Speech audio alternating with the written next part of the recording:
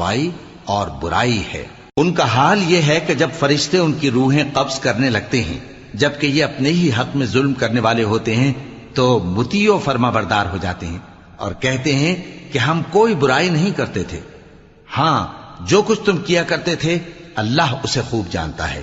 سو دوزخ کے دروازوں میں داخل ہو جاؤ، ہمیشہ اس میں رہو گے، اب تکبر کرنے والوں کا برا ٹھکانہ ہے۔ اور جب پرہیزگاروں سے پوچھا جاتا ہے کہ تمہارے پروردگار نے کیا نازل کیا ہے تو کہتے ہیں کہ بہترین کلام۔ جو لوگ نیکوکار ہیں ان کے لیے اس دنیا میں بھی بھلائی ہے اور آخرت کا گھر تو بہت ہی اچھا ہے، اور پرہیزگاروں کا گھر بہت خوب ہے۔ وہ بہشت جاویدانی جن میں وہ داخل ہوں گے، ان کے نیچے نہریں بہہ رہی ہیں، وہاں جو چاہیں گے ان کے لیے میسر ہوگا۔ اللہ پرہیزگاروں کو ایسا ہی بدلہ دیتا ہے۔ ان کی کیفیت یہ ہے کہ جب فرشتے ان کی